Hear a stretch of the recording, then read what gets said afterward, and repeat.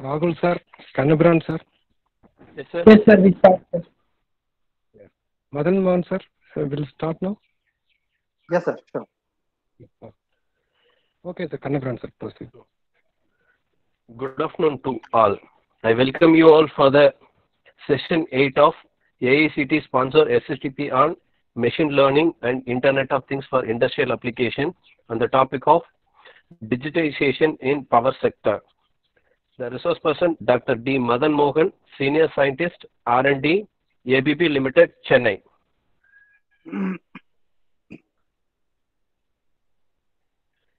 Dr. D. Madan Mohan received his diploma from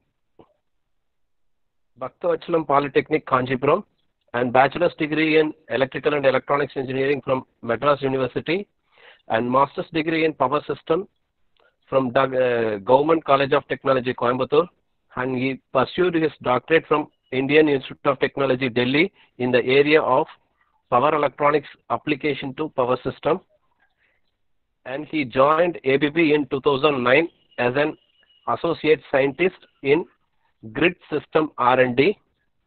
Presently is leading the team R&D team for grid and power quality solutions and semiconductors.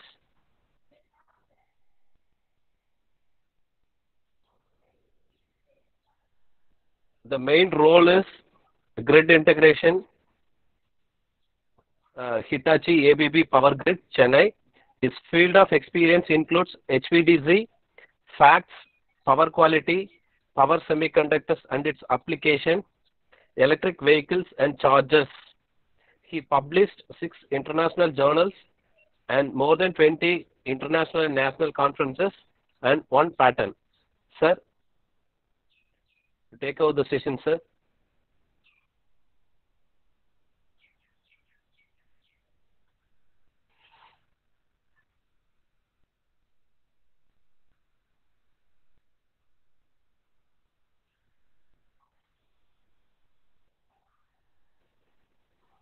Sir, Dr. Madan Mohan, sir. Hello. Yes. Yeah. Yes, sir. Yes, sir, Yes, you sir. I can can. take over. Yeah. Thank you. Thank you, sir. Um, Thank you, Dr. Jahan, also for inviting me for the giving me opportunity to present in the session. And good afternoon, all the participants, and good afternoon, everyone. Yeah. So I'm Madan Mohan from Hitachi ABB. So maybe the profile what was shared is from ABB Limited. So I just wanted to update you all that particularly my division in ABB has been entered into a joint venture with Hitachi. So we are called as the Hitachi ABB Power Grid Limited. I can start share my screen. Sir, let me know if when Yes, you sir. see my Yes, sir. screen. Yes, sir. Yes, Yes, sir. sir. Yes, sir. You can directly share, sir. Yes, I'm just sharing.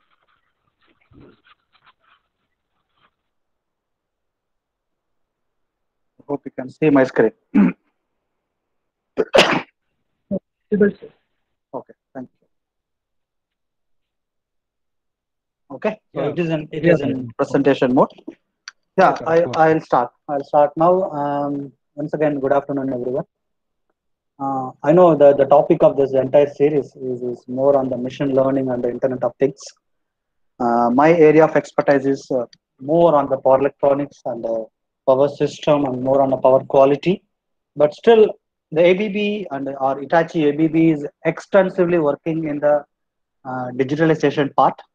I would say like when we were on purely ABB, that time also we were focusing more on digitalization of all our products because our products are mainly power and control. If you take the ABB brand is mainly known for power related projects and products and also the control related products and projects including robotics. So we were doing actively the digitalization of our products and work area projects. We were driving the digitalization in a very fast way in almost across all the products. And when we become an Hitachi ABB, the power part, I would say the power grid is a division where well-known technologies like HVDC, FACTS, substation, all the power quality related and grid automation, transformer. So all power related stuff, projects and the products are under power grid division. So that division has entered into a joint venture with Hitachi. So we become a Hitachi ABB Power Grids. So in this area also, we are extensively driving the digitalization. So with that experience and with that knowledge, whatever I gained from my company, I thought it would be good to share with you all under the topic of the workshop has been conducted, like machine learning and the Internet of Things in an industrial point of view. And I have a session here. One is this one, digitalization in power sector. So I will try to give a very much high level overview on how the digitalization is happening in the power sector. The second part, I want to move a little bit into a technology, very good technology, which will increase the efficiency and the performance of the transmission line. I believe that most of the participants are with the background of an electrical engineering or power electronics or power system. So hopefully for those people, the second session will be more interesting, and the first session will give some kind of a glimpse to all the participants that what kind of digitalization is happening in the power sector and how this machine learning and this Internet of Things, IoT, are all applicable in power sector as well. So with a small introduction about the session today, I just get into the presentation further. So if you see the trends and the technologies in the energy value chain, like, I mean, if you consider the total power system, it has a three major parts: generation, transmission, and distribution, right? So when it comes to the distribution, you can see the utility side. So where we are generating the power with the conventional way, either by thermal or nuclear, and then the renewable energy with the wind and the solar. So we have a utility on one side, and we keep on producing the power to meet our demands, right? And then we are transmitting it to the industries, right? And also the transport infrastructure is one of the major area where the demand is keep on increasing these days in terms of mobility or e-mobility, whatever. So if you see the utility side, it becomes very important because we always talk about smart grid, right? We know electrical grid, and we always talk about smart grid and how to achieve a smart grid and what are the different concepts of making a smart grid. So I would say that the smart grid is nothing but a digitalization of a grid. A digitalization of an electrical grid is nothing but a smart grid, because we have a generation, transmission, distribution, and the transmission portion is, we call it a grid. In conventional grid, I mean, we have a AC power generated from the the generation, and it has been transmitted via transmission lines to the distribution station. So we want to make sure that the transmission line is more efficient, the grid is more efficient, the grid is more effective and lossless, so that we can improve the overall efficiency of the total power system, right? So the transmission portion, we call it as a smart grid. So we are trying to add more digitalization, or we are trying to add more interactive things with the transmission line, which we call it as a smart grid. Now, the smart grid concept spread over every part of our system. You take an utilities. Yes, we want to continuously monitor the power generation from the different sources, like either being a renewable sources or conventional sources. We want to monitor it, and we want to transmit it. And now you can see the industry also, people started using a kind of a robotics and automated operation. So the digitalization is happening there also. And also in the transmission, you can see the shift to renewable will have a big impact. And the digital grid, basically digital grid, you can call it as an energy internet, where there is an internet. If you are implementing the internet for managing your energy from all the corners, starting from generation to the transmission to the distribution. Yeah, so these two things are happening in a utility side. And when it comes to industry side, yes, industry 4.0, they call it as, where deploying the automation part wherever it is possible, right? Collaborative way and flexible manufacturing, not kind of a rigid manufacturing with using more resources or more manpower, and real-time optimization. Real-time optimization is more on, you keep on monitor and watch what's happening in your process point of view. So you can take an immediate quick action to improve the performance instead of waiting for a long time in terms of conventional way. And when it comes to transport infrastructure, yeah, smart cities, you might have heard everywhere in India that smart city project. The smart cities project basically converting the services and things into a more of a digital way is one of the way to achieve the smart cities. And e-mobility, this electrical vehicle is coming everywhere now. The e-mobility is one area where this digitalization or Internet of Things will be used much. I will also show one example how it plays a role in e-mobility and mobility as a service. You can say that Ola and Uber, so all are mobility. Now those mobilities become a service now apart from our conventional way of taking a service through train or buses. So these are the general areas where the trends and technologies in the energy value chain is improving and the digitalization driving the changes in all these areas like utilities and industries and transport infrastructure. Yeah. Whenever you see a new technology is coming, you all understand that we want to have some kind of a smartness in that. We want to have some kind of an digitalization in that. So the digitalization is there in every part of the even in the power sector product these days. Yeah, driving the future of power system. Yeah, where we were and where now we are moving towards. We were having a centralized and predictable generation where with only a conventional energy sources like a nuclear, thermal, hydro. Now we are moving to a volatile and more distributed generation. Like wherever you have a power, either being a solar or renewable, you make use of the power resources available and convert them into electrical power and bring it to a grid. So this is how we are going. So then it needs more of an intelligence operation into the complete grid system and predictable consumption.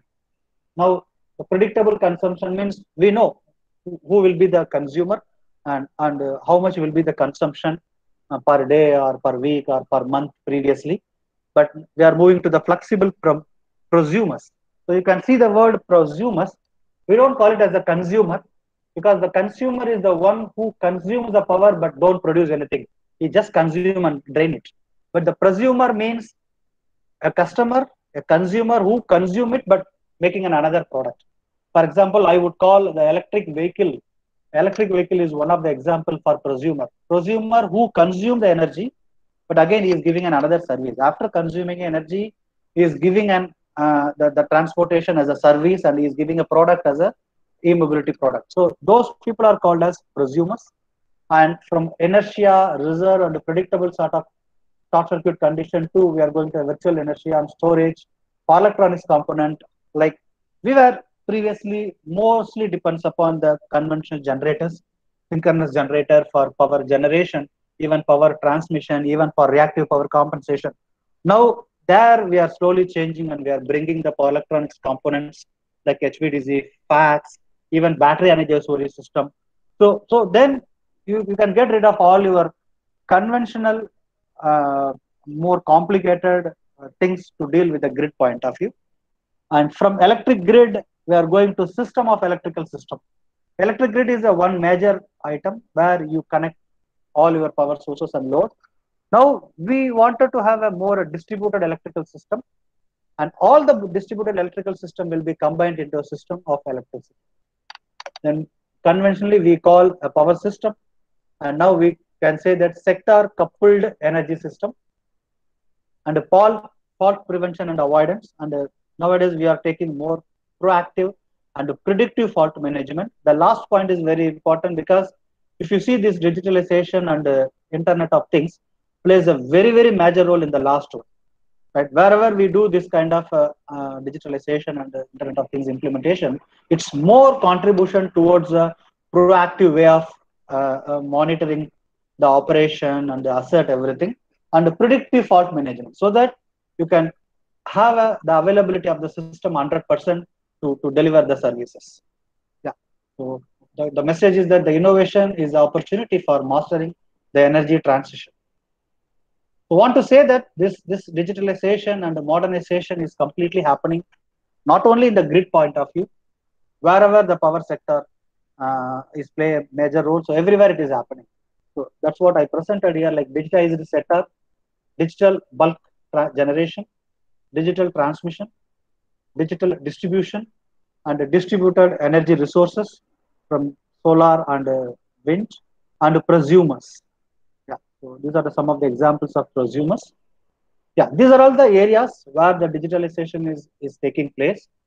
But when it's going further, in what way it is taking, like a value adding solutions, like when you build a generating station or when you build a transmission line, it starts with the planning and building, not only for the operation point of view, it's there everywhere. You take any project, the project or product, it has to have a planning, then building, then it has to deploy it for an operation, and then after once into an operation, there will be a service and maintenance, and also keep looking at the market. So I would say this is one of the complete cycle of a product or project that we execute anywhere. So the digitalization plays a major role in the planning and building phase itself. Like you can do the equipment design and substation design, right, and grid planning and quality management from component to system level.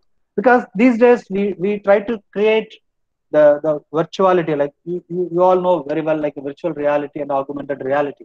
So the virtual reality plays a major role in these days in planning and the building, because we try to create each and every component and the product that we use in any project. For example, if we take a substation, whatever the product we are going to install in a substation, whatever the equipment that we are going to install in a substation, we have a model. So that we have a standard, we will be creating a standard model, and that model we will be using for design, equipment design and substation design, right? So that made very easy when we do a different project, right?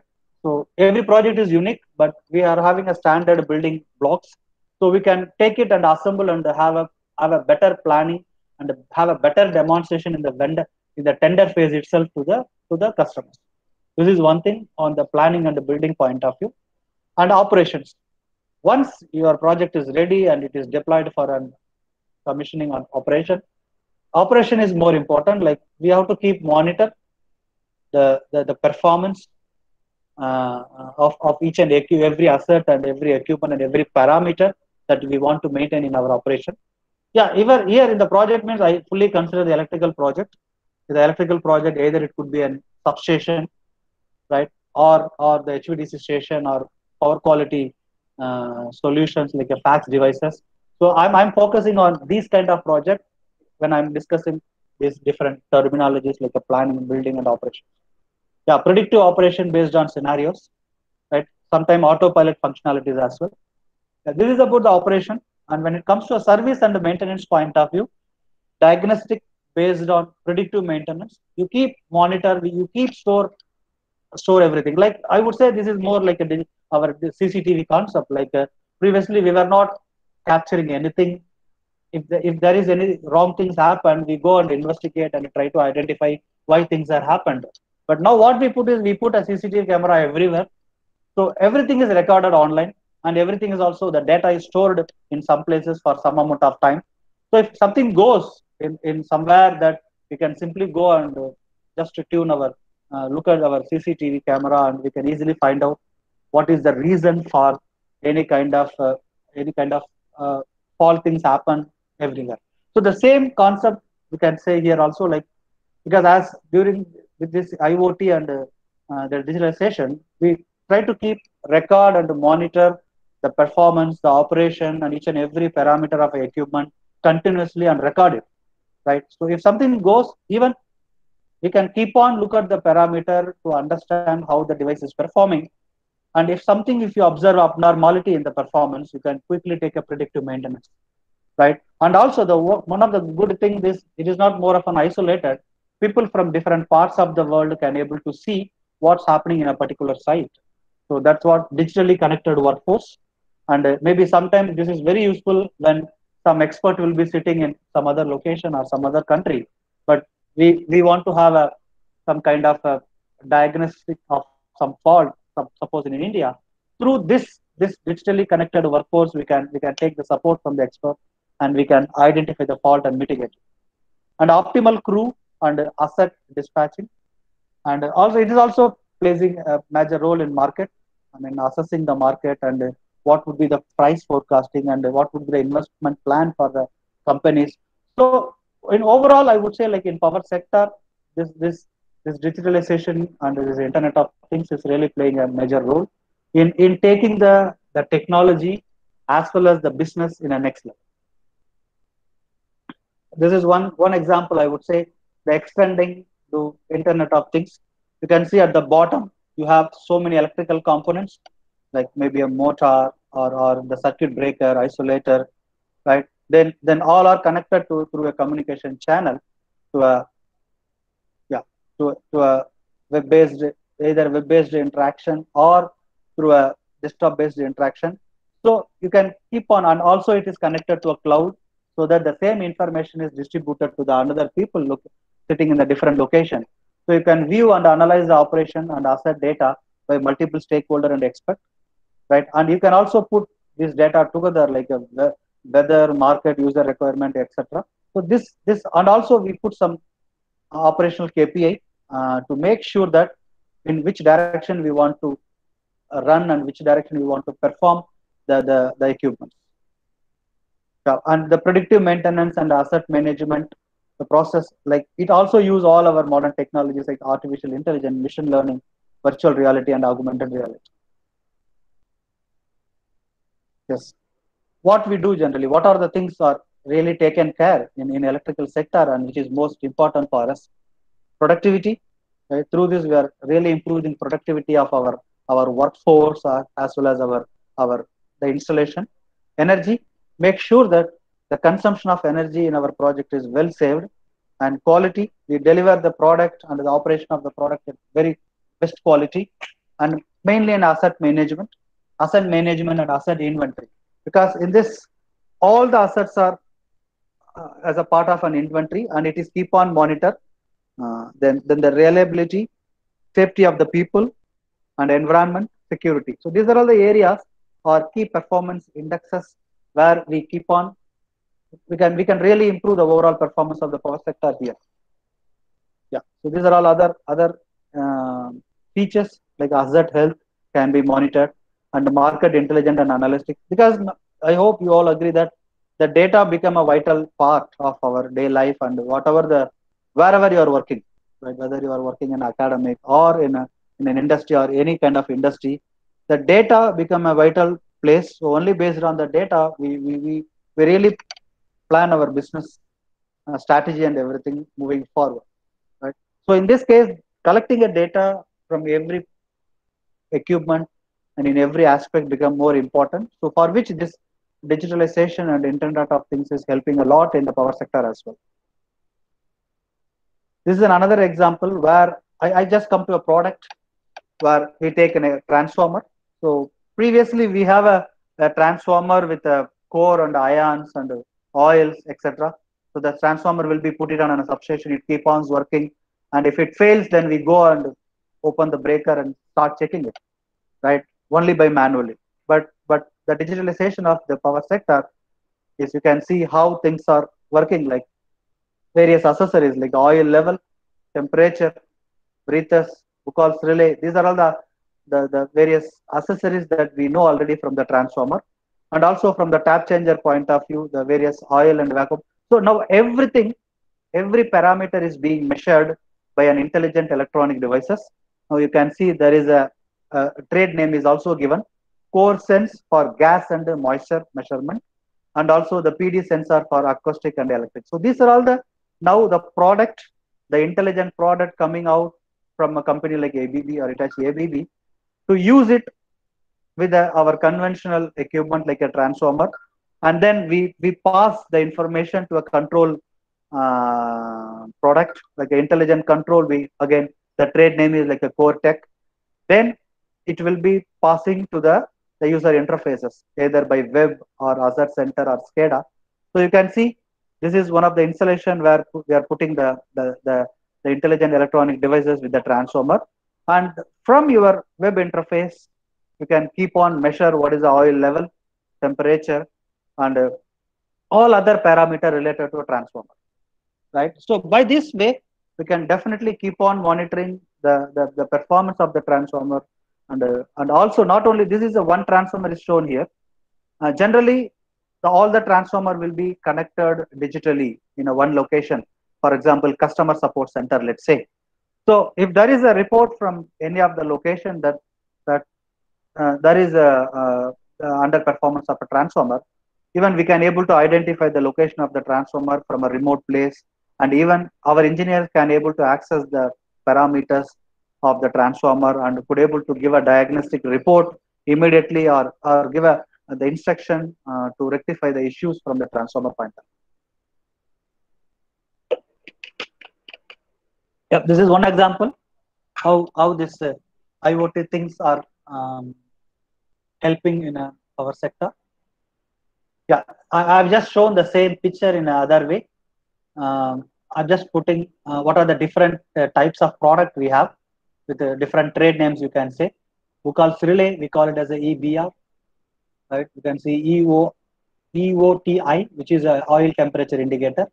SGP, which is a self dehydrating breather, right? So tap changer with the monitoring and the connection. So all the product, all the components that are fixed into a transformer, even now enabled with a IoT and a digital. This is one example with the transformer, and these are the various analysis that we can do. Like next level of asset performance management, like fleet analytics. Like if you have a 10 to 15 transformer installed in a one location, you can keep monitor all the data and how things are working. So, and DG analysis and thermal model, and at the same time you can see the expert recommendation. Like as these are all informations are available online all the ways, even people from the same domain can go through that, and also they can give the recommendations for making sure that we are taking care of the preventive maintenance of all these equipment before they go into failure. This is another example with two types of substation. Like one is a air insulated substation where you can see an isolator, and we also have an equipment to measure the parameter and connected to a KYZOC. And similarly, the other side, the GIS, gas insulator substation, you can bring it and you can also monitor the operation of the substation here. Yeah, the same GIS in a deassembled way. And this is from the switchgear point of view, right? So these are the modular switchgear monitoring. This is a conventional local control cubicle, but now through this hybrid gas density monitors, we bring the data into the web-based or desktop-based through access of a wireless connection. We bring it and we keep it monitoring here. This is more data about the health score of these different equipment installed at different places.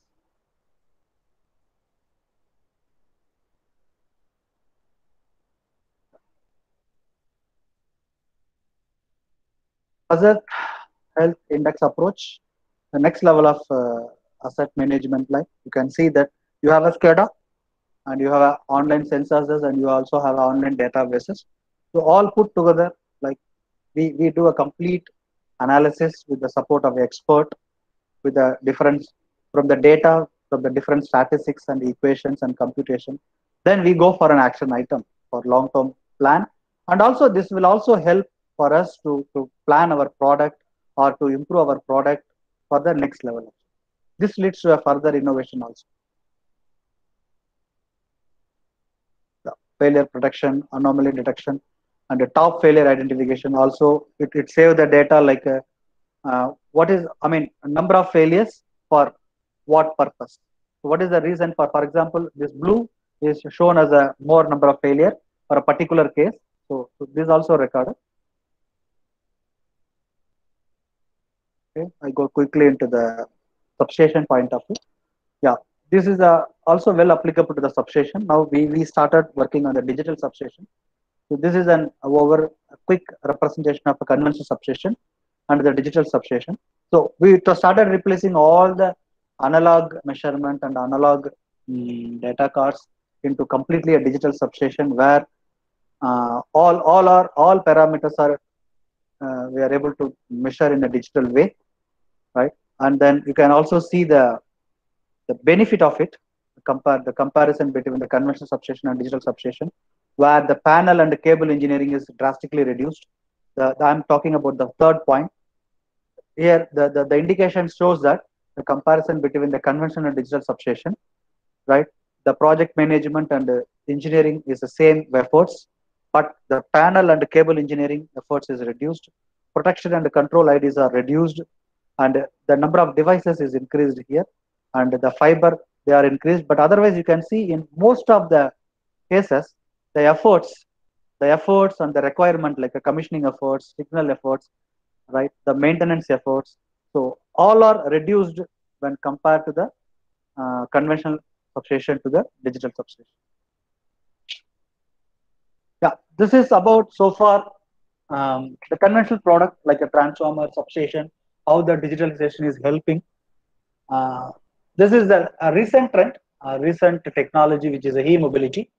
And we, Hitachi, also working in a technology called a flash charger, where you can charge, this is dedicatedly for electric buses.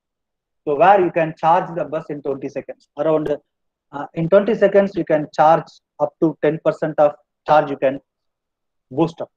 So we have a various type of charger like a depot charging and terminal charging and flash charging. This will exactly replace your conventional diesel bus operation, because the main challenge with the electric mobility, especially in a bus, is that you need to have a bigger battery. You need to have a very bigger battery because we have a mileage similar to our diesel. Like for example, your bus will consume like a 2 kilowatt hour per kilometer, right? So if you want to operate the bus continuously in 6 to 8 hours in a day, and if it has to travel for a 200 kilometer per day, then you need to have a very big size of battery, right? Which even the battery itself will consume a lot of energy. So that is and also when you are putting your bus for charging, it also take minimum 3 to 4 hours as a minimum, maybe more than that also. So these are all some of the challenges what we have in an electric bus, right? So we have a technology from our company, is a flash charging technology, where you can charge in 3 places. One is a depot charging, which is similar to the slow charger. You put your buses in the depot, charging for a long time.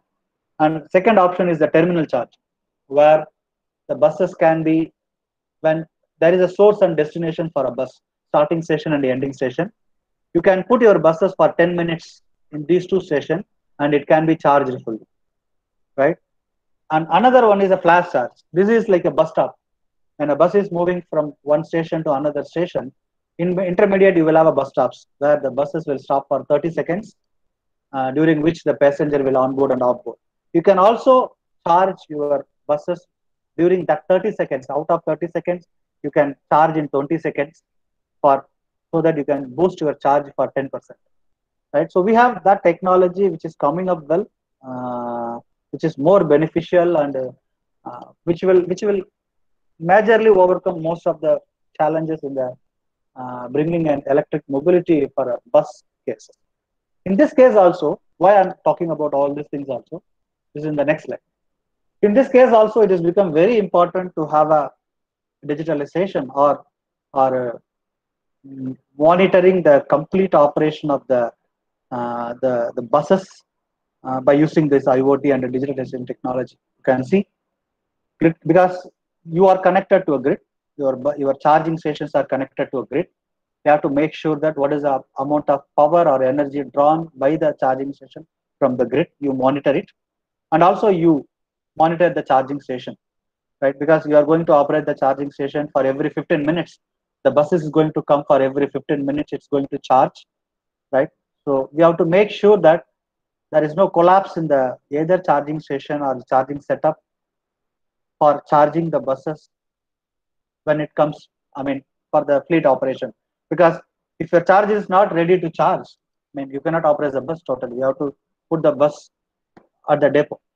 And also the battery storage. It is also important to keep on monitoring what is the level of energy that you have in the bus of the battery. Yeah, and then coming to the functions, concurrent charging, charge needed based on the dispatched route, condition monitoring and load monitoring and maintenance.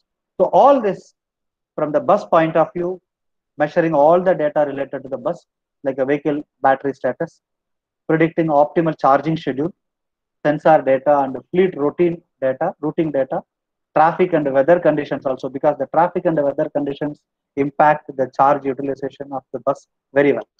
So from the bus point of view, from the charger station point of view, and also from the grid point of view. So everywhere it has become important to monitor, because the chances of going out of the service from the charging stations is high.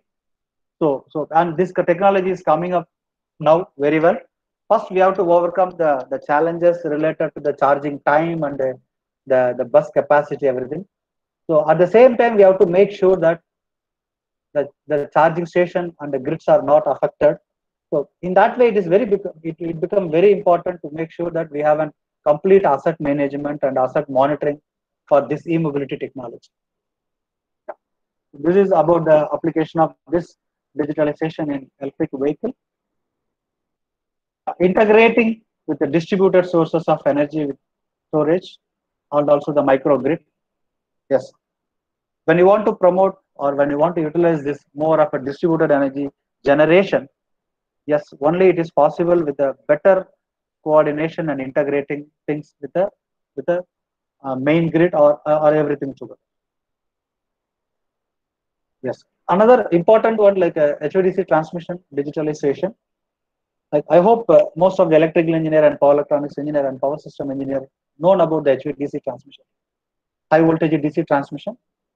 So here, this is basically a power electronics product, and this digitalization is important for this also, to make sure that the operation, because it involves a lot of electrical components when it comes to a switchyard like substations, AC substation, DC substation, and you have a very big valve hall where you use many number of thyristors and IGBTs working as a rectifier or inverter. So it has become very important to continuously monitor the operation of this converter, because these converters are made for transmitting a power in terms of gigawatt, starting from 1 gigawatt to 10 gigawatt.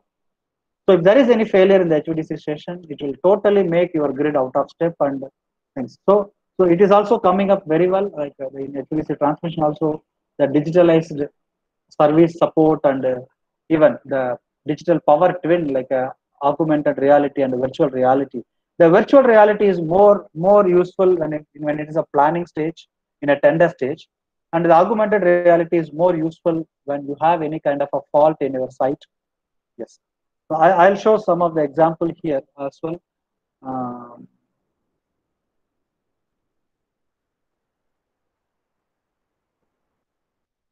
Yeah, this is the one I was just telling. Yeah, we these days we started developing the VR setup for all the electrical project, either it being an HVDC station or PAX installation or substation installation. We create a virtual reality planning, right? We take the customer into a virtual tour on the project location with a virtual tour. So to look like how the things will be arranged, because previously this were done by a civil and a mechanical and electrical engineer separately in terms of drawing.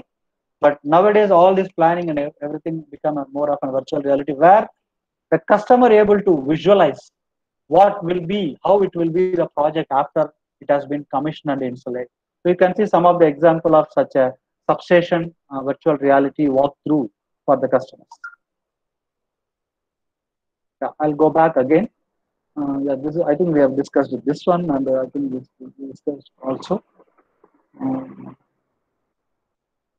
This is one software also. We have a Railcar. Railcar is majorly for it's basically a reliability car.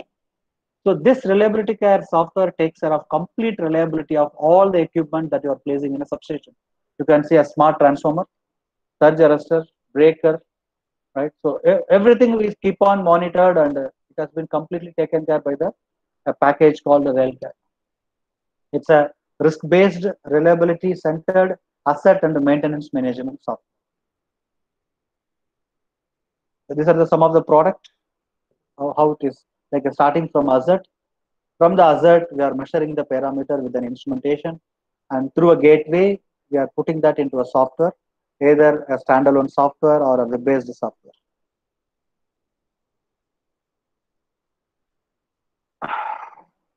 the interconnection of different power products or projects like a wind farm, energy storage, gas turbine, biomass power plant, industrial hydropower plant, and solar power grid.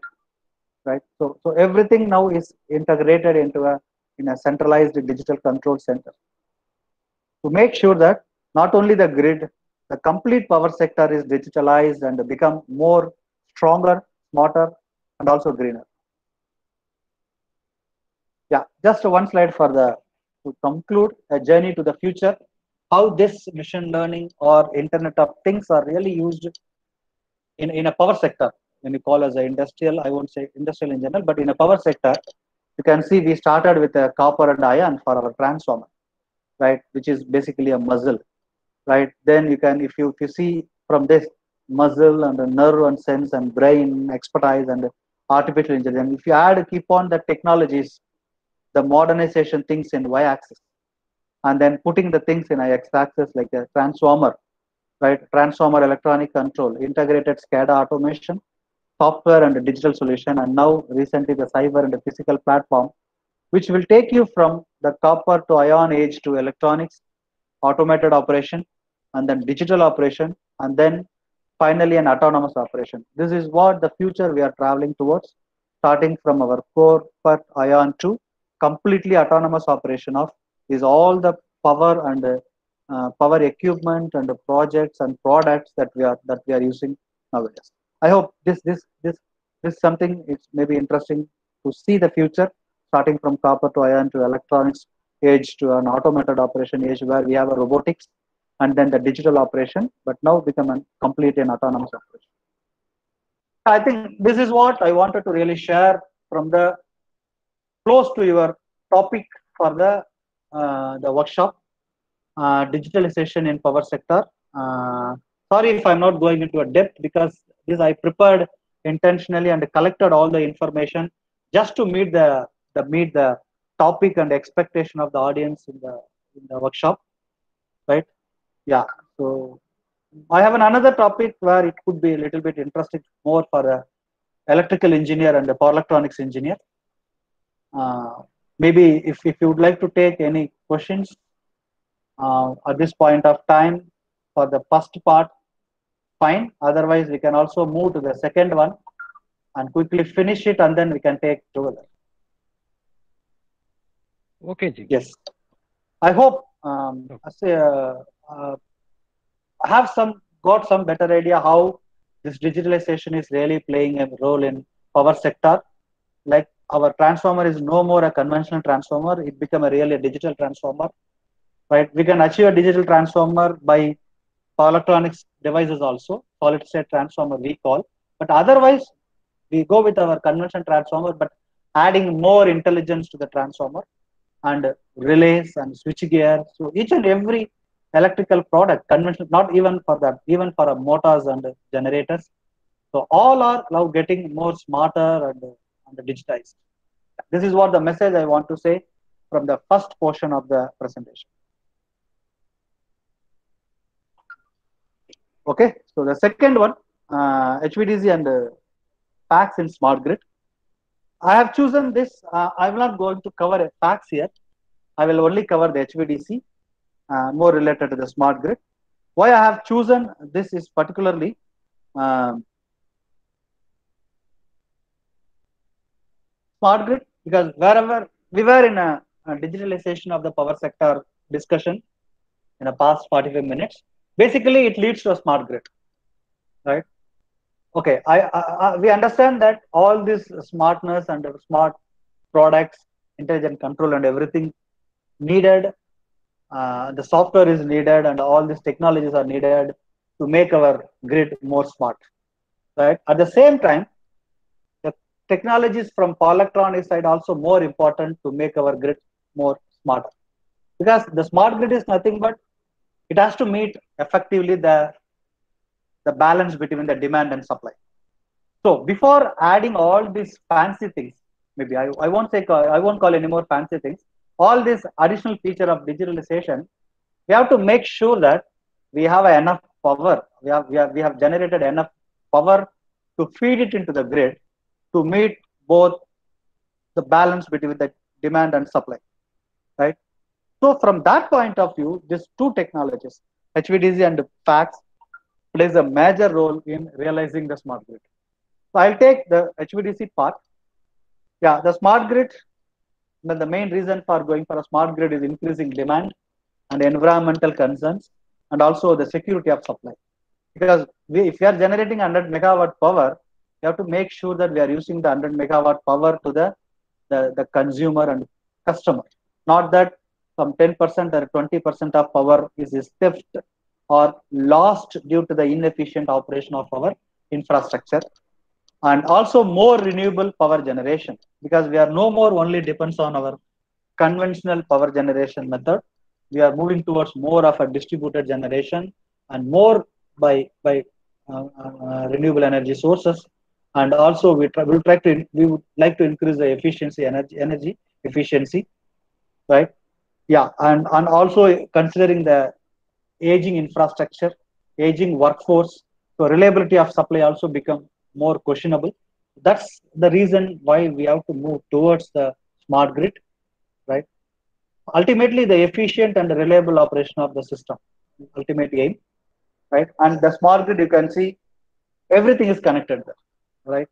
You have a source of power by conventional source and the renewable source, and you have your own loads, right? The industries and your even the electric cars, right? Industries, utilities, everything. You can see that the centralized and the distributed power generation and then intermittent renewable power generation. Consumers also become a producers and a multi-directional power flow, load adapted to the production, right? So these are all constitute and will make the future grid. In this, we are making the power at one side and we are consuming the power on the other side. So we have to connect these two sides, production side and the consumption side, very effectively.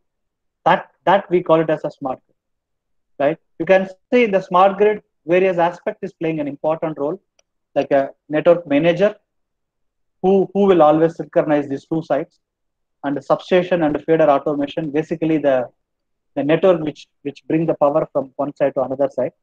Apart from that, you can see some of the terms like a FACTS, SVC Lite, HVDC Classic and Lite. So these are all the technologies from the power electronic side, which will enable the smart grid in terms of increasing the availability of the power in your grid, right? Because you need to have a power always available in the grid. If you don't have a power, what is the purpose of making all this digitalization, etc., etc.? So in that case, these technologies will help to make sure that the huge amount of power available wherever in the world has been integrated together. I go a little bit into HVDC. Maybe I don't know how many of you are really known about this or heard about this concept, but I think it would be good to take some time to quickly get an overview about this HVDC technology.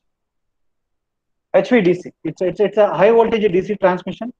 Basically, you can see this is what our conventional method of transmission, where we have an AC produced in one side and we have an AC produced in another side, and we put together into a grid. Otherwise, also you produce a AC from point 1 and transmit to a point 2 via an AC transmission line. So you can see the power flowing through the grid is completely organized by or managed by these formulas, like the terminal voltages and the line reactance and the phase angle difference between the voltages. What is HVDC?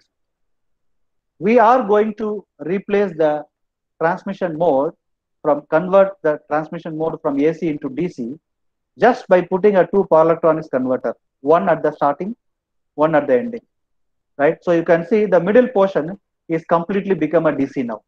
So instead of this complicated too many parameter, the power become a simple parameter which only depends on the DC voltage and the DC current, right?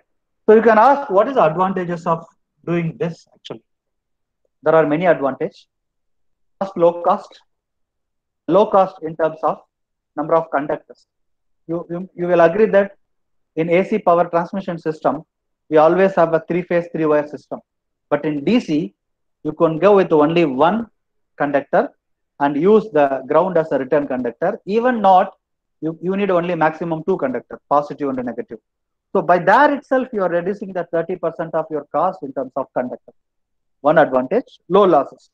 You all know that there are many losses in AC system like the corona, skin effect, right? This is completely eliminated in the DC system. And the power transfer capability and control is more in HVDC.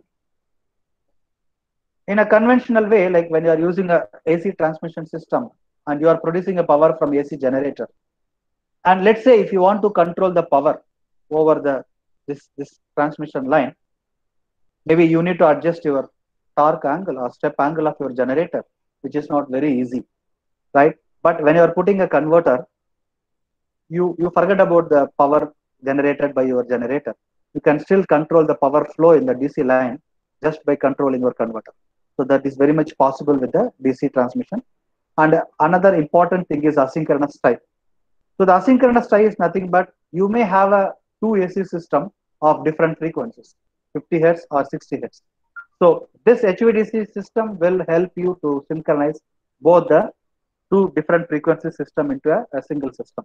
Not necessarily a 50 hertz and 60 hertz.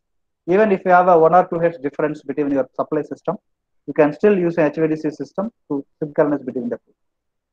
And another important aspect in terms of cost, you see in AC transmission system, you have a line reactance called X, which basically a default reactive power sink. So it asks for reactive power. So to maintain the voltage in your grid, along the grid, you need to provide a reactive power support everywhere, which increase the cost. But the reactive power is completely zero in your HVDC, so you totally save the cost of reactive power support. You no need to put any capacitor or synchronous condenser for reactive power support. Like we also have like optimal reactive power planning. So that is completely eliminated in HVDC system. These are all the reason why we prefer an HVDC transmission system. And I would also add where and all this is preferred, where you can go for HVDC transmission system. I would say 4 places. One, where you have a bulk power transmission. Like if you want to transmit more than 1 gigawatt, 2 gigawatt, 3 gigawatt, if your transmission power level is very high, there you can use this HVDC transmission. And the second place where you have a long transmission system. If you want to transmit the power for more than 1000 kilometers or 2000 kilometers, yes, HVDC is most preferred and efficient compared to the AC transmission. And the third place, if you want to transmit the power under sea or under water, you can prefer this HVDC transmission system. So these are the 3 places where, and also the final one, asynchronous ties, where you have a 2 AC system but different frequencies. If you want to interconnect them, you can use this HVDC transmission. Then what are the technologies we have? We have 3 technologies. From our Hitachi ABB term, we call it as a classic HVDC is the one, which is basically a line commutated converter, which is basically a thyristor based. And a capacitor commutated converter HVDC, which is also a thyristor based, but with a little bit improvement on the first technology. The last one is HVDC Lite, is a trade name for ABB's HVDC solution, which is basically based on the voltage source converter. Voltage source converter basically uses an IGBT. So the first one uses a thyristor and the last one uses a IGBT. So you can see this technology development is majorly depends upon the semiconductor devices used in it. Yeah, this is some picture and some history also. The first HVDC, commercial HVDC was by ABB at 1954. Then in 70, when the thyristor was first invented, then we had a first thyristor HVDC. And in 97, we had our first HVDC based on IGBTs.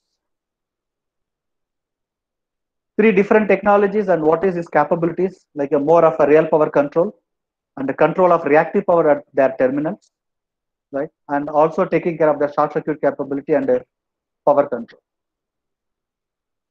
Yeah, this I already mentioned, long distance transmission. And also, this is mainly used for connection of wind power to the grid, right? You all know that in renewable, you have a fluctuation of voltage and frequency. So you cannot able to directly connect your wind output to a grid. So you use this HVDC technology, like for example, in this figure, you connect AC1 is your wind park. Then output of wind you connect to a converter. Now, irrespective of voltage and the frequency at the input of the converter, it can able to convert the parameter into a DC. Then you transmit under sea or under land. Then wherever you want to interface with the grid, then you convert back into an AC. Then you connect it to a grid. So, in most of the wind integration into a grid, this HVDC is used as one of the solutions for integrating your wind connection, either offshore wind or onshore wind, to the grid actually. Yeah, this is a rectifier and this is an inverter. The rectifier converts AC into a DC and the inverter converts DC into an AC. Yeah. If you ask when the HVDC is beneficial compared to AC, there is a distance, x-axis, there is an investment cost. Let's say I'm going to have a transmission line of 100 kilometers. Now you calculate what is the equipment rating, etc., required for 100 kilometers in terms of AC, 100 kilometers in terms of DC. Then if you put a graph, you can see this is the break-even point, right? If you consider this is 500 kilometers, so less than 500 kilometers, your AC is cheap, right? If you crosses 500 kilometers, and 500 kilometers is only an example I say, not a fixed distance. If you crosses 500 kilometers, you can see the AC cost is more than DC cost. So the HVDC is not a straightforward alternate solution for AC everywhere. You need to calculate on case-to-case basis what is your power level, what is your distance of transmission, and what is the investment cost for AC, and then what is the investment cost for DC. So based on that only you can decide where the DC is more beneficial than AC.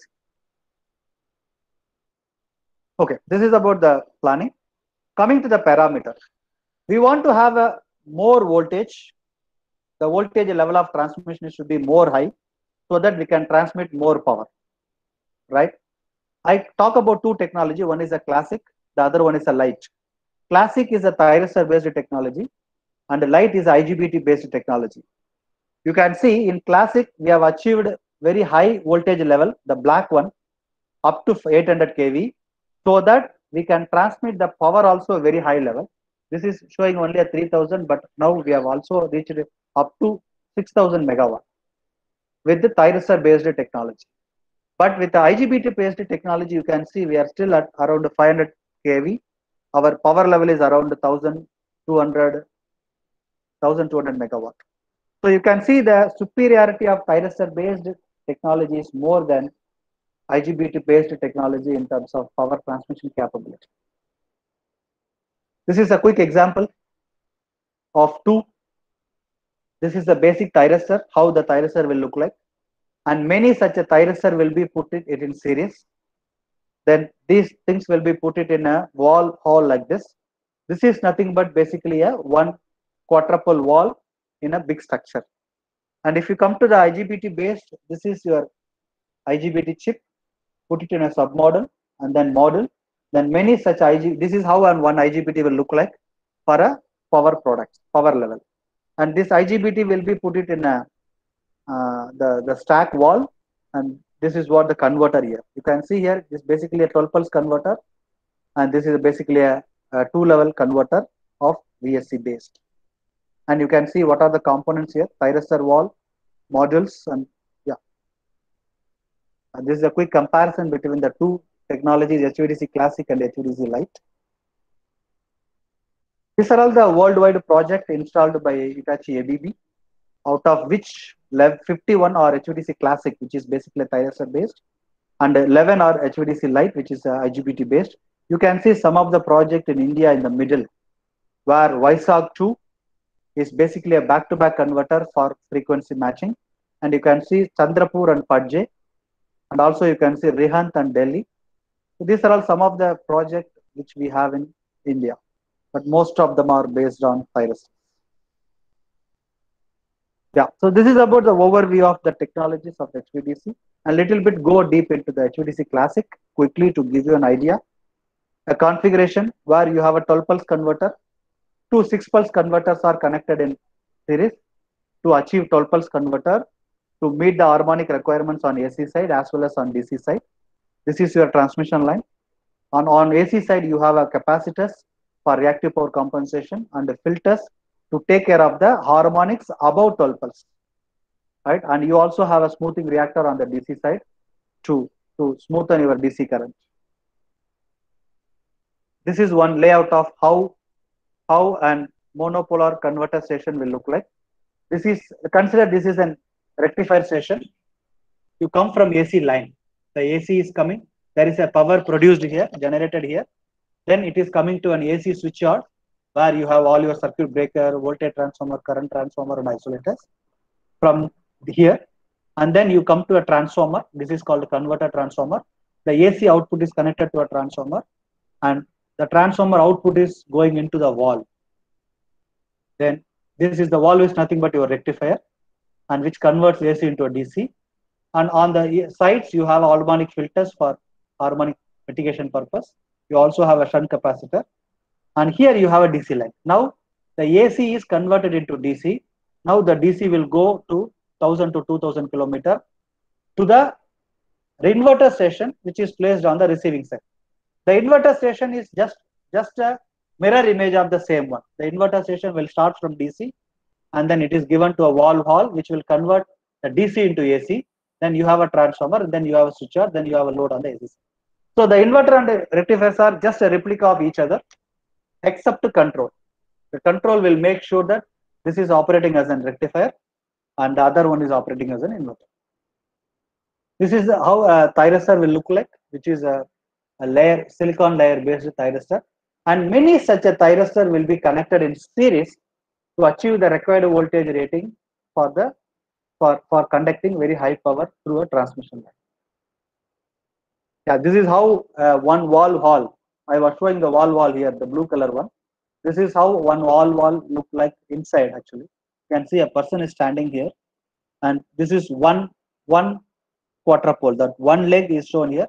Similarly, you have a 3 leg for 3 phase, and these are all the big transformer bushings on the AC side. And the other side, you have a DC bushings of the transformer. HVDC light, which is basically a IGBT based. Yeah. Quick comparison. We have gone up to 6000 megawatt for HVDC classic, but only up to 1200 megawatt because of the switching losses and also the capabilities of power devices used here. Some of the advantages of the HVDC light: you can reverse the power by DC current with special cables. Yeah, and we use a pulse width modulation, so you can reduce the requirement of filters on the AC side. Yeah, and we also use a multi-level topologies to reduce the harmonics. So these are all some of the areas from research point of view in this technology. Like you can come up with the different topologies to meet the requirement, because you cannot use very high frequency switching of operation, because there is a more because these converters are rated for very high power level, so that the switching losses will be more, right? So you cannot use a converter with a high switching frequency. So you can go for multi-level topology where there are different multi-level are combined together to achieve the required sinusoidal voltage on the DC side. These are the components that we use: IGBT valves, thyristor, dry capacitors, and phase reactors. Maybe to have a historical review how this HVDC came, especially HVDC light, which is VSC based. From our company, the first product is HVDC light, which is basically a 2-level converter, right? Which is having a converter losses of 3% with high switching frequency. Still the filters are required, and which was generation 1 in the period of 97 to 2001. Then after that, based on some further research, because the losses is very high here, we want to reduce the losses further. So what we have done is, we have gone for generation 2, which is basically a 3-level converter. You can see that number of devices are increased here, so that we can able to reduce the losses to 1.7%, where the switching frequency is also reduced, harmonics also improved now. But what is the problem here is, yes, we reduce the losses from 3% to 1.7, but you can see for one leg, we are using only 2 devices here, but here we are gone to 4 devices. So the devices cost is more generally in a setup. So we gone back to generation third, where we gone back to 2-level converter, but instead we optimize the control, the way of driving the IGBT, so that we reduce the losses to 1.7 with still 2 devices itself, right? So this is the generation 3 from till 2009. Then we started developing, moving further with other topologies like a modular multi-level topologies we call MMC. So this is nothing but a cascaded 2-level converter where one Haar bridge is used as a basic building block, and many such bridges are connected in series. We call it as a multi-level topology, so that you can able to achieve the perfect sinusoidal on the AC side, right? So I'll show you how this will look like in an industrial version when it is implemented. This is a one Haar bridge, and many such Haar bridges are connected in series. Yeah, you can see. This is one Haar bridge and 2 Haar bridges connected in series.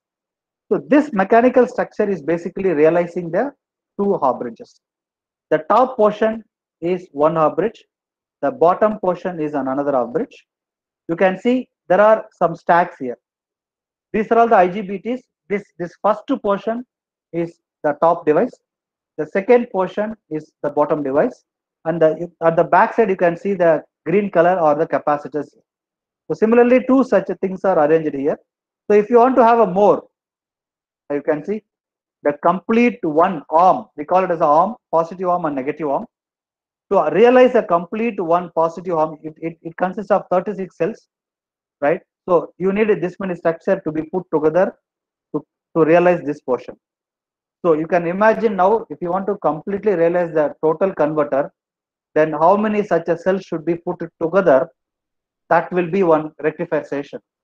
And similarly, you will have a duplication on the another side to realize a complete inverter station, right? You can see how much the complication of the structure, right? And also you are putting so many IGBTs there, and you have to keep on monitoring all these devices working fine and everything, not only the devices and the gate unit, and you have a capacitor and you have a heat sinks for the cooling purpose. So all this have to be continuously monitored and also controlled. So here also the digitalization and your Internet of Things are really helping to make sure that this installation and these technologies are working fine.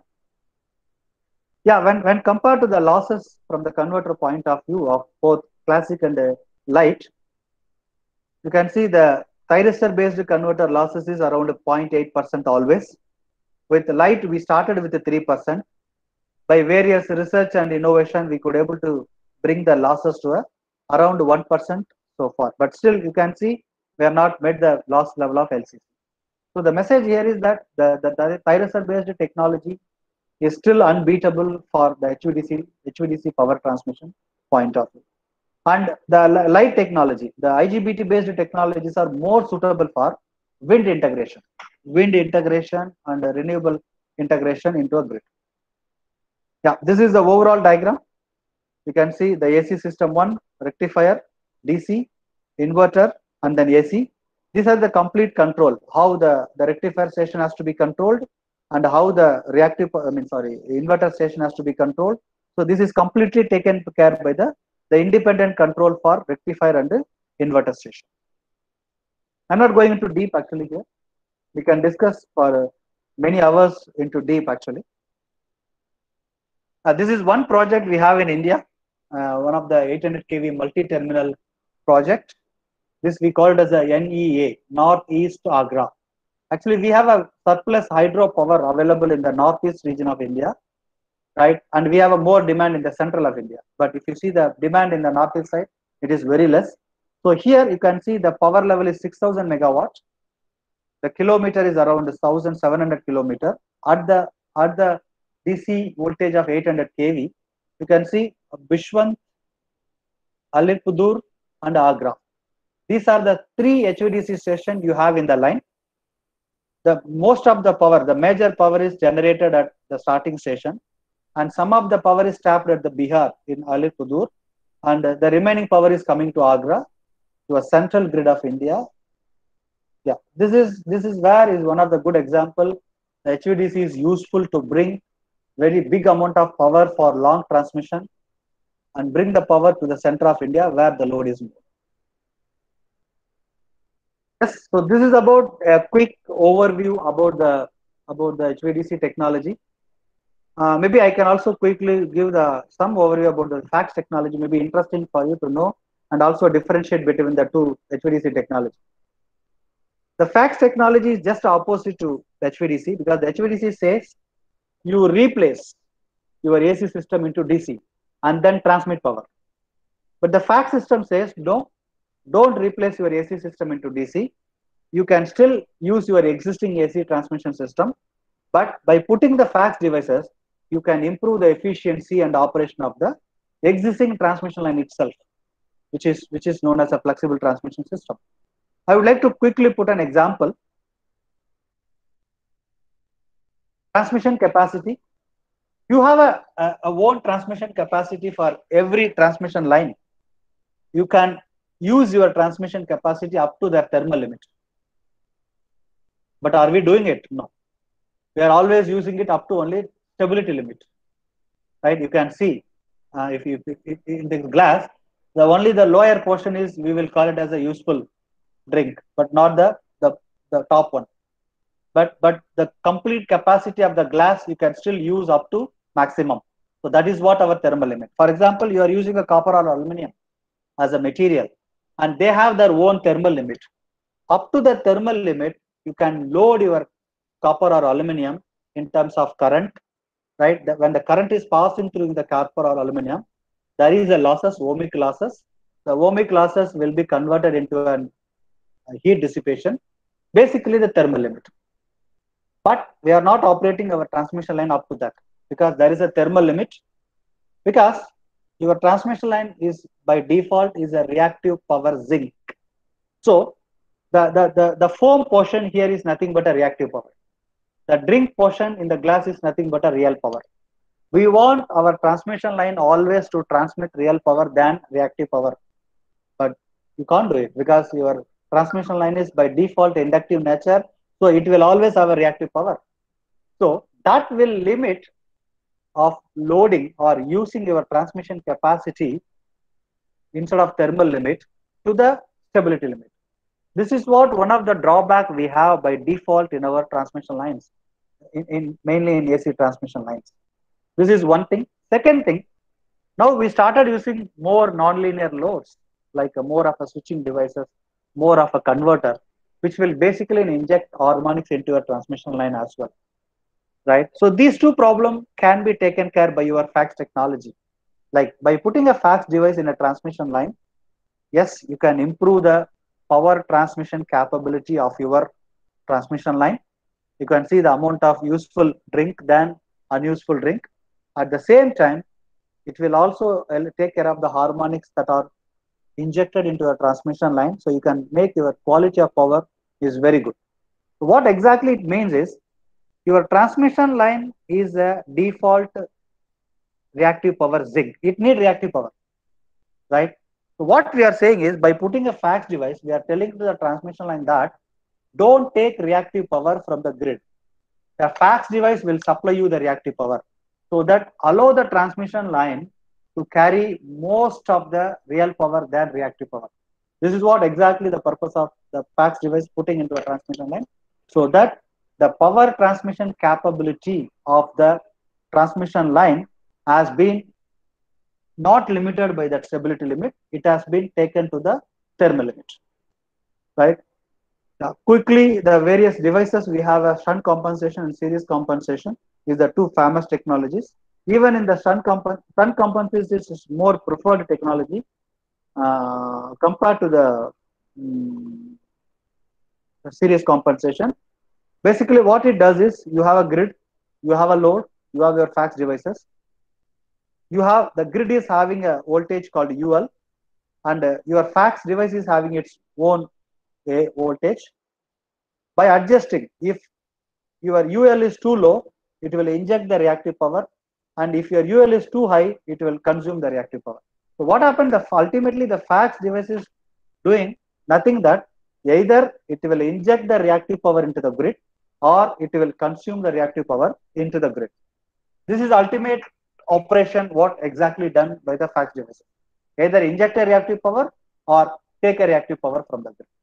Right? This is can be achieved by two devices or two FACTS devices called SVC or STATCOM. Right? Static war compensator and STATCOM. This is exactly similar to the term HVDC we discussed. The HVDC classic is nothing but thyristor based. Similarly, the SVC is nothing but thyristor based, and the HVDC light is IGBT based. Similarly, the STATCOM is an IGBT based. Right. So we use a passive component in SVC technique, one inductor. So when you put an inductor into the transmission line, it will always take reactive power. So you can control when the inductor has to take the reactive power. Instead of simple switch, you put a thyristor. By varying a thyristor, you can continuously vary the reactive power either taken by the inductor here. And in addition, you can see by varying the alpha here of your thyristor, you can see the current, the maximum current. The current is reduced, the current is further reduced. So you can continuously vary the reactive power taken by the inductor from the grid by varying your alpha. Now I take a capacitor. The capacitor is always inject reactive power. The capacitor is the reactive power source. So I am putting a switch so that by controlling a switch, I can control when the reactive power injected, when the reactive power should not be injected. Now I put together, right? Now I put together, I connect a capacitor directly, but I connect an inductor by a switch. You can see by varying the thyristor by angle, you can see the total reactive power in the grid point of common coupling is varied from +1 per unit to -1 per unit. Right? Now, if your grid wants power, you want reactive power, you inject. If the grid having more reactive power, you take it. So both the operation you can do by having this setup. So this setup is called SVC classic in ABB term. Otherwise, it is called as static war compensator simply in the literature. Yeah, this is another way. Like instead of directly connecting the capacitor, you can also put a switch here so that the capacitor need not be always on. Once you cross this point, you put your capacitor off, so again you vary it. So the advantage here the capacitor is 1 per unit rating, the inductor is 2 per unit rating. By putting another switch, you are bringing inductor also 1 per unit, so that you are reducing the time and the bulkiness of your inductor. This is the one solution, and another you can see this is one typical installation of a SVC classic. You have a transformer, you have a reactor here, filters and capacitor, wall hall, basically the thyristor put together, which will vary the reactive power injection amount. Cooling tower for cooling the thyristor, control system which will control the thyristor. This is a one typical layout of a SVC classic station. This is the worldwide installation of SVC classic. You can see there are more SVC classic installation in the central of India. This is purely to improve the transmission capabilities of our utilities. This is one way of achieving the reactive power compensation by SVC classic. The second one is SVC light. Again, it is a converter based, like thyristor, like HVDC light. It's IGBT based. Right. I'll quickly give you the technology, how it works. Yeah. This is a grid. This is your VSC. Your grid is having a voltage, grid voltage, and your VSC having, you can control it is a fixed voltage. The grid voltage is fixed. You can see in both the line. The blue color is fixed one, but you can vary the voltage from the voltage source converter. You can see the bigger or the smaller. So based on the voltage at the voltage VSC, the reactive power, like for example, if the VSC voltage is greater than grid voltage, the VSC will inject the reactive power. When the VSC voltage is less than the grid voltage, the VSC will take the reactive power. So this way, the injection and consumption of reactive power is controlled by the operation of voltage source converter by its controller. Yeah, so this is how the control system has been developed with the ID and IQ component. I think most of you are aware of it. Then you give a reference reactive power. So accordingly, the IGBT or the converter will be controlled so that the reactive power injection or consumption will be controlled on the point of common curve. General application, where and all this SVC light or STATCOM can be used. Wherever you need a reactive power consumption, wherever you want to do a voltage regulation, power factor correction, harmonic filtering, flicker mitigation, load balancing, and back-to-back. This is one example how one SVC light station look like. You can take one device, how one stack is designed. This is one IGBT, how the practical IGBT will look like. These are all the silicon chip. The silicon chips are put under the submodel. Many such a submodels are put together for a one complete IGBT. This IGBT is having a voltage rating and current rating of this capability. Different IGBTs, they are different in voltage rating and current rating. 2 submodel, 3 submodel, 4 and 6, they differ by their voltage rating and current rating. This is how one stack is arranged practically. This is one SVC light station. Basically, this also in the utility people and industry people both have this kind of projects, because you know the industry people have to maintain the power factor, not to consume more reactive power from the grid. So they have to install such a light SVC light projects in their own industry. Quick comparison. Yeah, it's almost equal except one, that active filter can be done by STATCOM but not by SVC class. Some of the projects for mainly the purpose of flicker mitigation. You can see the capacity 0 to plus 164 MVR means it will only used for capacitive injection of reactive power for the purpose of flicker mitigation. Flicker mitigation is nothing but electric arc furnace. In steel factories, we are using big electric arc furnaces. Due to the operation of electric arc furnaces, it will backfire the flickering into the lighting system used in the factory. So to mitigate the flickering, this could be, I will show one waveform. Yes, you can see when you are operating your electric arc furnace, how the voltage fluctuation is happening due to the electric arc furnace in the first portion. When you are putting an SVC light, how it is clearly mitigated and the voltage is maintained without any flickering in the voltages. These are the different types of projects with a different rating and different here. It is installed in the different parts of the world for different purposes. You can see plus or minus 22 MVR means it can either inject or take reactive power up to plus or minus 22 MVR. One last application, instead of a capacitor, you can also put more batteries for energy storage purpose, so that you store the energy whenever there is a surplus power is generated, and you bring back to the grid when there is a shortage of power. This is also one of the application of our smart grid. I think that's all from my side. The second part, which mostly technical detail about the HVDC and the PACS technology, which is also play an important role in achieving the smart grid. And I would say that these all machine learning and IoT, all these digitalization techniques also are needed and to be incorporated in these technology as well, to make sure that we have a stronger, smarter and greener grid ultimately, which is most important for power sector.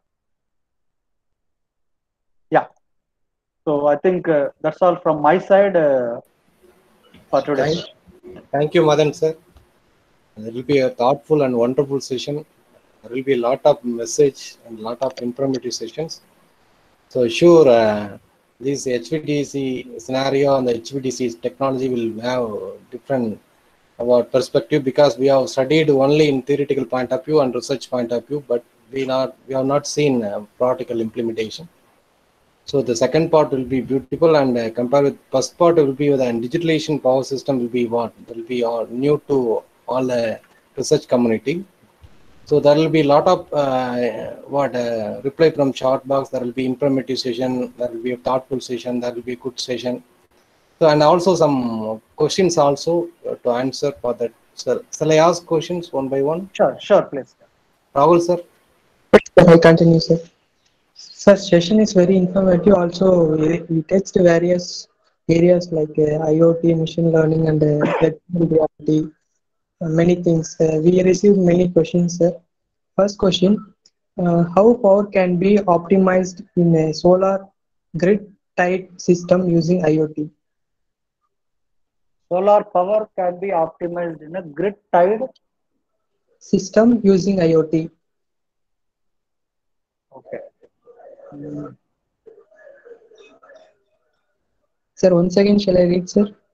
Yeah, yeah. Maybe can we take the questions in the second part for now and then go to the first part later? Okay, sir, I will come Good, from good, there. good. Yes, yes. Maybe I see one question. I quickly take it. What are the major losses in HVDC? Right. What are Okay, the sir. major losses in HVDC? I quickly say that the major losses in HVDC are the converter losses. Right. The converter and especially the losses happening in the semiconductor devices, like conduction and switching losses, is major losses. And when it comes to thyristor, I would say that the switching losses are almost eliminated because we are not operating the thyristor at very high switching frequency. It is almost operated at a fundamental frequency switching. Okay, so this is one thing, and the conduction loss of a thyristor is also very less. That is the one benefit of a thyristor, right? So generally, from HVDC converter point of view, the conduction and switching losses, and apart from that, the DC line having a reactant, sorry, not reactance, resistance. The ohmic losses in the resistance are the major losses in the HVDC system, right? Okay. Yeah, when come to the again when come to the conduction loss and the switching losses are more depends on the device that you are using. So in a thyristor, it is almost negligible compared to IGBTs. In IGBT cases, the conduction loss and the switching losses are more compared to thyristors. So these are the major losses in HVDC. Okay, sir. Sir, second question, shall I read, sir? Yeah, please. Everyone taking X in transmission, X in the sense reactance, Reactance. yeah, or distribution AC lines omitting R resistance. Can you take R and X? What will happen? So ultimately, X is nothing but the reactive components, which is again two parts. We have a inductance and a capacitance, right? And R is ohmic. So R is fully responsible for your real power. R component is only responsible for your real power, and X is completely responsible for your reactive power. Right? Apparent power is having only two components, real power and reactive power. So in that, R is fully responsible for real power and X is responsible for reactive power. When it comes to X, again it is two types. One is inductive reactance and capacitive reactance. Right? The transmission line is basically a copper wire or aluminum wire. The by default nature of the transmission line or any wire will have a resistance and inductance by default. Right? So these two will be, but XL, the X also we can say transmission line. XL is a only an available part, but not XC, right? So they say that R and L distribution AC line omitting R. Can we take R and X? What will happen? Yes, the R and X is always considered. We are not omitting R because only with the involving both and R and X you can able to calculate the power factor, right? So we cannot omit R. We are always considering R also from the power factor point of view and also from the reactive power point of view. Okay, sir. Thanks, sir. Thanks for your lucid explanation. Actually, we move to next question, sir. Yes, sir. What was the role of deep learning in smart grids? What are the? What was the role of deep learning in smart grids? Deep learning. Yeah, they're asking what is the role in deep learning and smart grid? Machine learning, deep learning. Okay.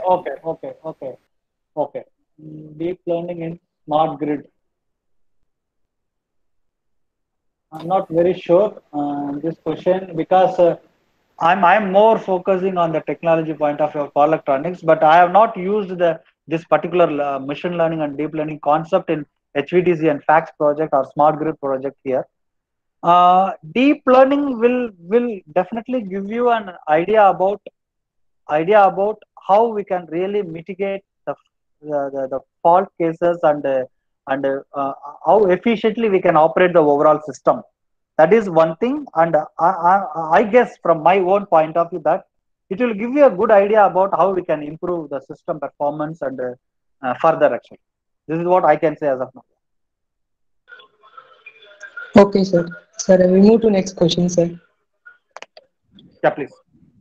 How power can be optimized in a solar grid tied system using IoT? How power can be optimized in solar grid tied Because system? I know from the technology point of view, we use this MPPT, maximum power tracking technique in terms of control.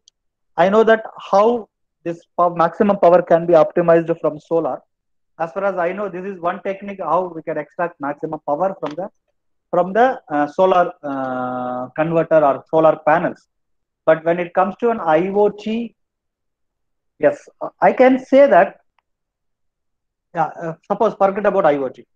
You have a solar system and a solar converter, and now you have your control set in a way that the solar panel is operating at a maximum power voltage level, so that you can extract more power from the solar panels.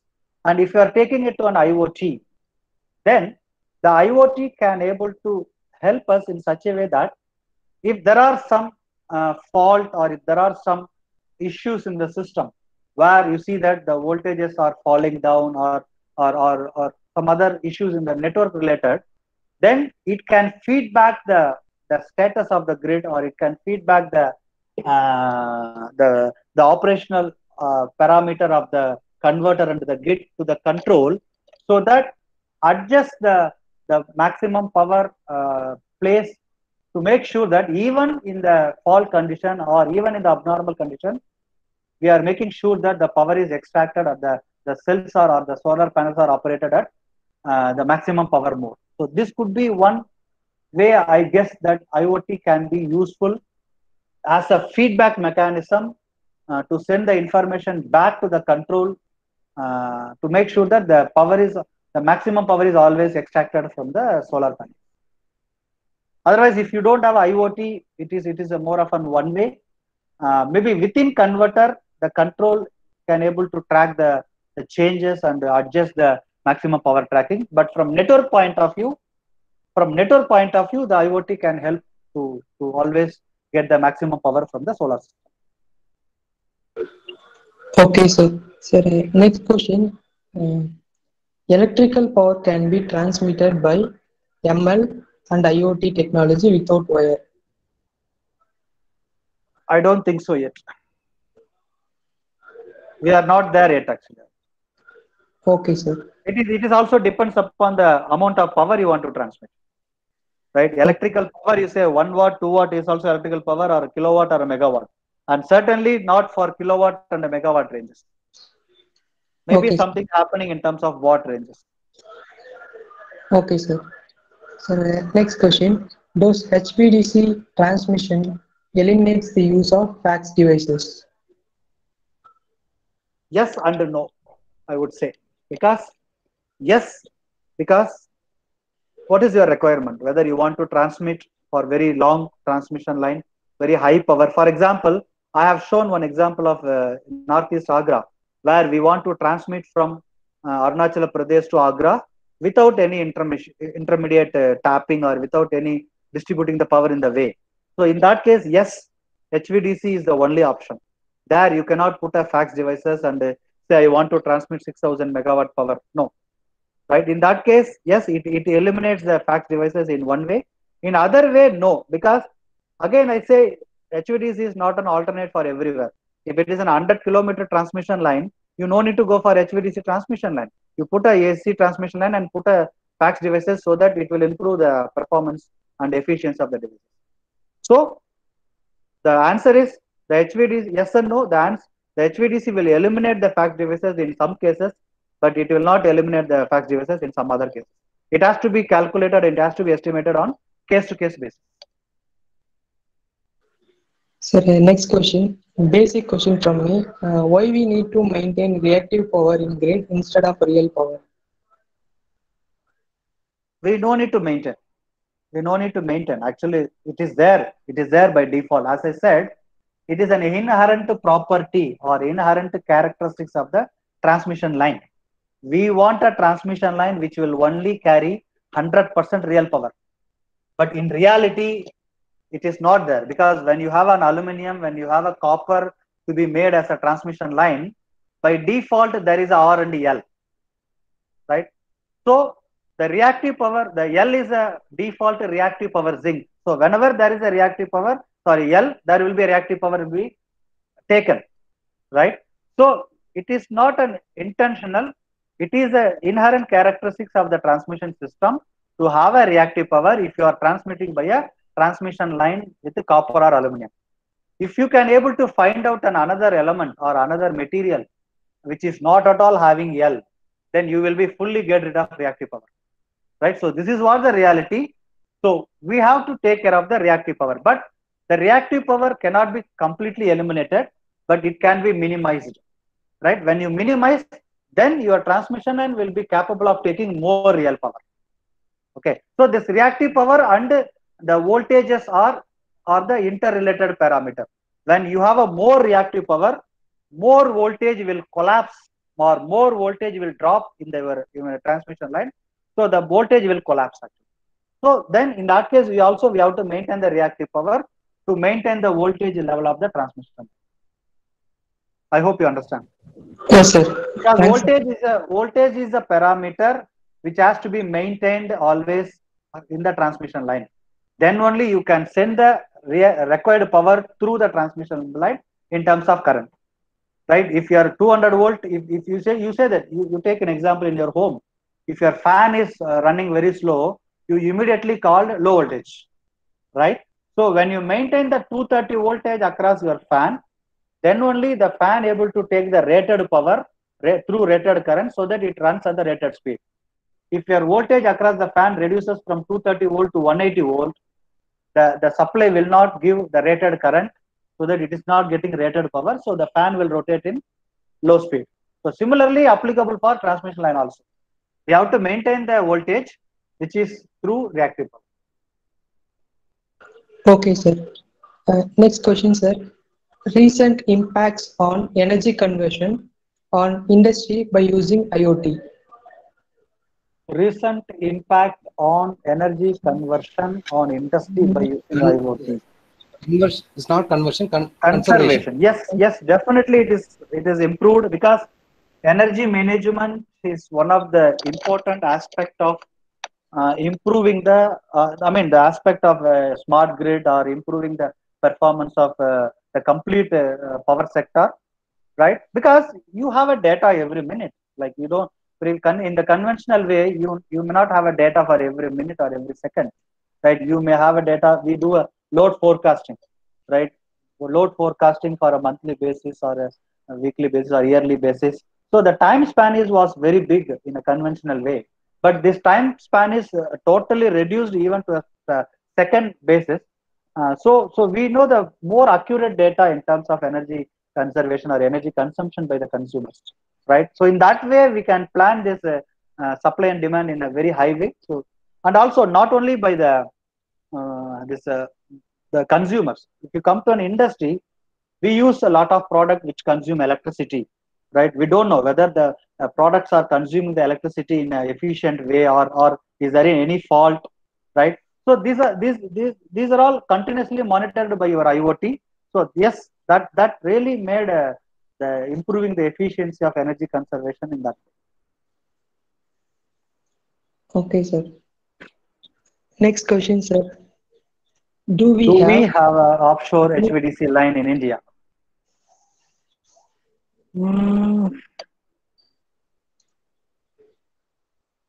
I don't think so. Most of them are onshore. Most of them are on land. Actually, if you consider the south part of India, right? It is on land actually. Okay, sir. And next, estimated duration for industry government adoption. Duration for industry, government option. I'm not sure. I don't understand this question, but maybe I don't have experience also. Okay, sir. We move Maybe we to can recent advancement of drives in energy saving on industry. just a minute. Just coming back to the link. I lost the link. Yeah. Once again, Recent advancement of drives of in energy saving on industry. price in energy saving. Yeah, there are a lot of advancement is happening in terms of power electronics part and control part, right? So yeah, there are a lot of things happening in terms of control mainly, right? Control and topology point of view, right? Reducing the loss point of view, right? Because the the the advancements are always happening in improving the performance of the drives, right? And also based on the requirement of the application, because drives is not a generalized thing, because you have a different application. For different application, you need a different drives. The drives are not same for every application. For in every aspect, yes, the recent advancements are happening, both from operational point of view as well as from a control point of view. You can refer even ABB drives. You can go to the website ABB drives, right, where you will see a lot of drive packages are available actually. Okay, sir. Yeah. Next, my questions are basic question. What will happen when we operate a machine like an AC compressor or a fan during a lagging power factor, or there was a fluctuation in voltage, or else in changes in frequency? What will happen, sir? It will affect our tariff rates, sir? First, it will affect your equipment. Okay. Okay, sir. Right? Because for us, the life of our equipment is more important. Yes, sir.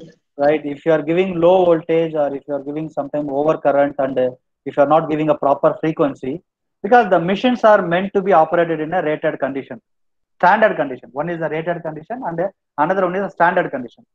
If you are not able to provide a standard condition, then first it will affect the life of your machine actually. Right? That is what the first factor. After that, only the external factor. The external factor like a power factor, etc., is external to your machine or external to your connection, right? Yes, So sir. this will affect your life of your machine. If a car, there may be things like the coil may burn, right? What happens if your voltage input to the machine is reduced? Sometimes it may draw more current actually. If you want to operate in a constant power, then the voltage should be constant. Then only the current will be constant. But if you want to operate in a constant power, but the voltage dips, automatically the current drawn by the machine or the equipment will increase. When the equipment increases the current drawn, then it will totally spoil your components within the system. Okay, sir. Sir, That's why we say it's a standard operating condition. Okay, sir. Sir, sure, it will affect the equipment lifespan, but increasing in voltage will cause increasing in power also. Then the consumption of electrical energy will also get increased.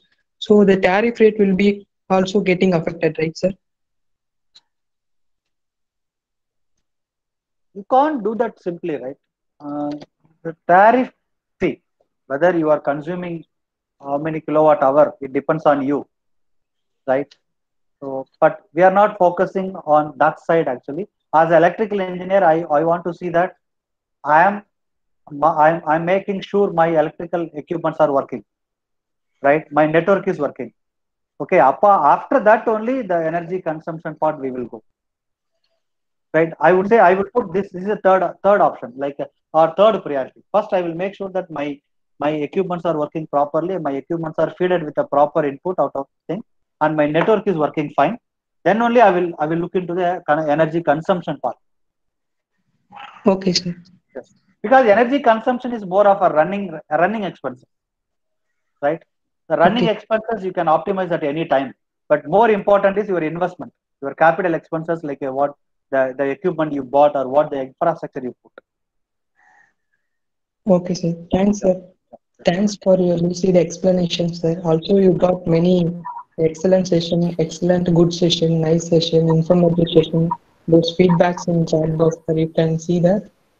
Thank you all. Uh, Thank you all. I hope I at least given some piece of information related to the digitalization that are happening in the industries, and also maybe I don't know how many of you really know and get deep knowledge about these technologies like HVDC and the facts, because these are the really good, fantastic technology given by power electronics for a power system area, and also there are a lot of research opportunities are available in these areas.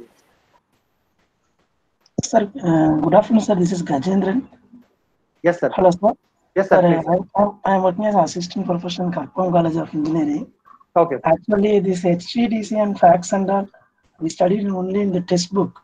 Yes, But sir. today I felt that I gone for an industrial visit or industrial plant. It is a very nice session, sir. We went for new power plants, Okay. but we couldn't visit any HVDC plant.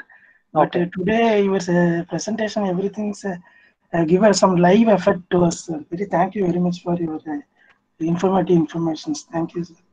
Thank you, sir. And it was also my my request to Dr. Jagan that I told I will cover 50% related to your topic because that is not the really area of my expertise and working, but I can bring some information from my company. And also, I would like to introduce this technology. I'm sure that because when I come to know about the reality in HVDC and the facts, the kind of excitement I had, and compared to what we learned in the textbook, I also knew that this topic and this covering HVDC and the facts will be really a good, interesting stuff for the electrical and the power electronics engineers. We have seen everything in a two-dimensional diagram only, sir, so far. Okay. Okay. Somewhere actually, these two topics can be talked for a day, actually. So, yes, sir. but I want to confine only to the time given. Actually. Thank you, Thank Gajendran. Thank you, Gajendran sir. Thanks, sir. Thanks. So actually, Madan sir, it will be what real good feedback from Gajendran sir. It will be for all the participants that are thinking like this only. Okay. Because Thank you. there will be a lot of information. So each and every because one slide will be gives one information, but your slide will be gives multiple information from this each and every point of view. Okay. Thank you. Thank you, Madan sir. Thank you. Thank you, sir. Thank you, Dr. Jagan, and thank you all participants for the patience. Yeah. Okay.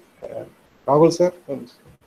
Sir, once again, we thank you, sir. Thank you for bringing us advanced technology and whatever the thing we learn in a theoretical part, you just exposed in a practical session in the help of our animations using these PowerPoints.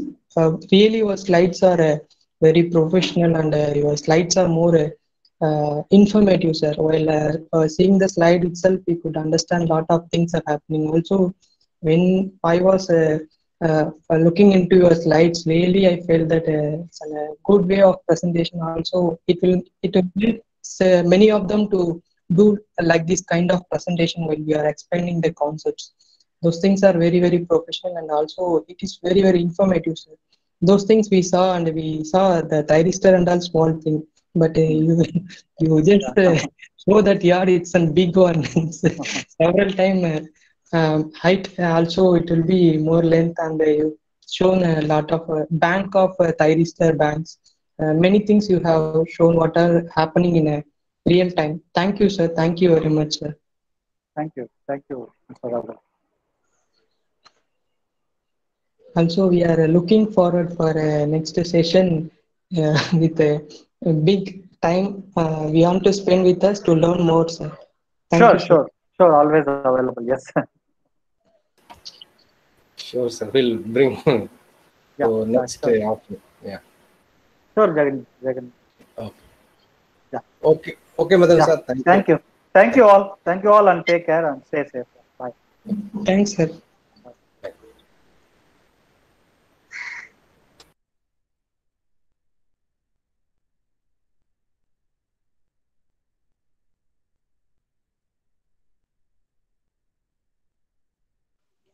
Dear participants, we have next one day.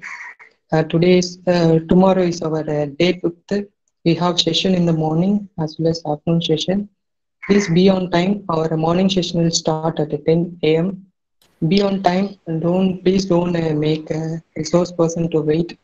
So if you are in punctual time, we'll start the session in punctual, then we'll complete within a started period time. Please help us to do those favor. Thank you. Okay, Rahul sir.